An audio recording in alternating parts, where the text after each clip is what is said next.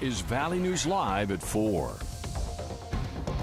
We have breaking news for you at 4. After 48 hours, Fargo police still don't have a suspect in a North Fargo shooting that killed 2 people. However, in a press conference this afternoon, Fargo Police Chief Dave Zabolski says that they hope to make an arrest, but that it is something that police say they always hope for in a case like this. Police still have not said if a third person has been involved in the Saturday shooting, but here's what we know so far. Police released the names of the 2 men shot to death in North Fargo over the weekend, and they are asking anyone with information on the case to come forward. Police are waiting for the autopsy results on 27-year-old Kiri Davies and 28-year-old Jaquan Gatewood. Their bodies were found around 3 Saturday morning in the 1000 block of 15th Street North after reports of shots fired. Investigators say that the 2 victims knew each other. And we're still following the news out of Lisbon of a reported structure fire inside the city that killed 2 people over the weekend. Now, we are waiting to hear back from local authorities on exact details. In a community Facebook group, posts indicate that a man and a woman were the victims, but we're also waiting to confirm that with officials. Stick with Valley News Live throughout the night as we follow this developing story.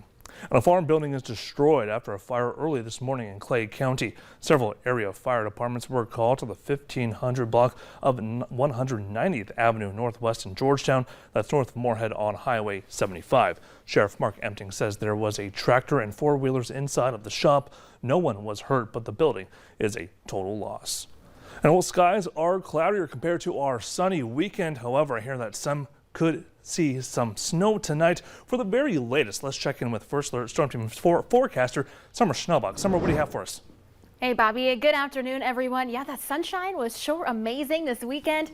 We've got some increasing clouds for today, and yeah, there is some snow in the forecast. Right now, it's just now moving into northwestern Minnesota out of Canada, so it'll be a while before it moves into our neck of the woods.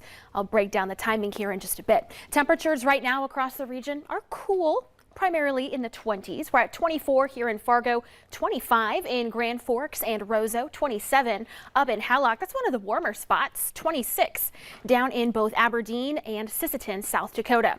Now, for later tonight, with that light snow that's expected, there will be a little bit of light accumulation, mainly across the northern Red River Valley. Again, I'll show you placement and timing here in just a couple minutes, but just a little bit of a heads up to your morning commute tomorrow.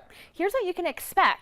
This is late tonight by 9 o'clock. That snow starting to move in to our northeastern North Dakota counties like Rolla, Devil's Lake, Langdon, and grazing across the northern valley overnight and into daybreak on Tuesday.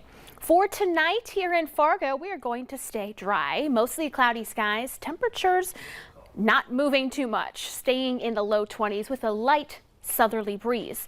In Grand Forks, you can expect some snow to move in around 11 o'clock midnight and continue into the early morning hours. And as that snow moves in, temperatures might warm a degree or 2. Now, some good news for holiday travelers. Our First Alert Weather Day has been canceled. We still expect a little bit of wintry weather with light snow and some wind.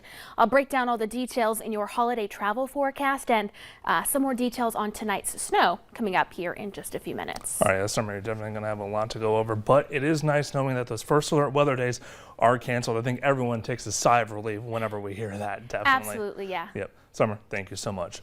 Well, a retired paramedic who was passing by a crash scene helped rescue someone from a burning vehicle along I-29. Now, the Richland County Sheriff's Office says that a 2-vehicle crash was reported around 1:15 yesterday afternoon near the interstate and Highway 13. Now, when deputies arrived, everyone was out of the burning car. The passerby was able to get the driver out and give first aid to the driver and passenger. A woman, the passenger, was flown to the Sanford Trauma Center with serious injuries. And the man driving that car and the woman driving the other were both taken to the hospitals for minor injuries. And a candlelight vigil is planned in Broadway Square to remember and honor the victims of the mass shooting at Club Q in Colorado Springs over the weekend. Now, the gathering is happening at 6 o'clock tomorrow night at Broadway Square in downtown Fargo. The massacre happened at the LGBTQ club on National Transgender Day of Remembrance. And a national railroad strike in 2 weeks seems more realistic. Rank and file members of the nation's largest rail union, which represents the industry's conductors, rejected a tentative labor deal with freight railroads. Now, the conductors will stay on the job as negotiations resume in an attempt to find an acceptable deal. The negotiators are up against a December 9th strike deadline. Now, the no vote follows similar contract rejections by 3 other rail unions. If even one of those 12 railroad unions goes on strike, the other 11 would honor the picket lines, shutting down the railroads. And one of the first electric school buses in North Dakota will make its way to Mapleton. A ceremony was held this afternoon at the school, and it included the regional administrator of the EPA and North Dakota's director of environmental quality. Now, Mapleton is getting $395,000 in EPA funding for the purchase. The cities of Enderlin and Glen Ullin are also getting e-buses. One of Mapleton's bus drivers said that she's excited to see the difference with the new buses. I'm really looking forward to a lot of the noise canceling of a diesel engine, so I can hear my students and what they have to tell me, and they're excited. How's your day? Now, as for when they get the electric bus, they say they're not sure yet. However, they're hoping to have it by the next school year. And for the holidays, it will cost you a little more to get a picture with Santa Claus at the West Acres Mall. This year, photo packages by Santa Magic will start at $14.99. Now, according to the local owner, prices were raised slightly this year due to inflation of printing material and employee costs. But officials with the mall say, however, the value added to the customer was increased as well. And there are also 2 free events this season that feature Santa. Santa Story Times take place free of charge, and Santa reads stories, and families can stick around for free donut decorating. Now, those will be on Wednesdays, December 7th and the 21st, starting at 9:30 in the morning. Well, voters in Pingree Buchanan are deciding today whether to approve a $4.5 million bond referendum to make improvements at their elementary school. Now, district officials say that it's to fix space and security issues. The money would pay for more classrooms, a media center, and security at entrances to the buildings, plus parking lot improvements. This is the first bond referendum in Pingree Buchanan in 60 years. And for the first time in 8 years, the U.S. men's soccer team is competing in the 2022 FIFA World Cup, and fan reaction was happening today when the U.S. scored their first goal of the World Cup by number 21 Timothy Way. Now, the U.S. and Wales tied 1-1 today, each earning their first points. And the USA will take on England next on Friday at 1 p.m. our time.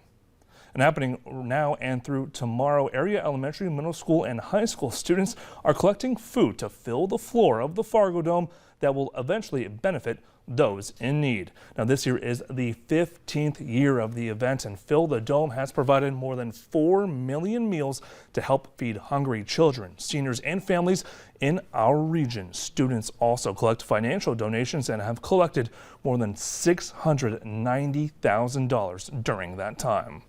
And if you're making a big drive for Thanksgiving weekend, paying at the pump has gone down slightly. The statewide average for a gallon of gasoline dropped 10 cents in both North Dakota and Minnesota over the past week. Today, the average sits at $3.55 and $3.47 respectively, while nationally the average fell 11 cents to $3.66. Now, while averages are the lowest in nearly 9 months, you will pay the highest Thanksgiving gas price since AAA started keeping records back in 2000.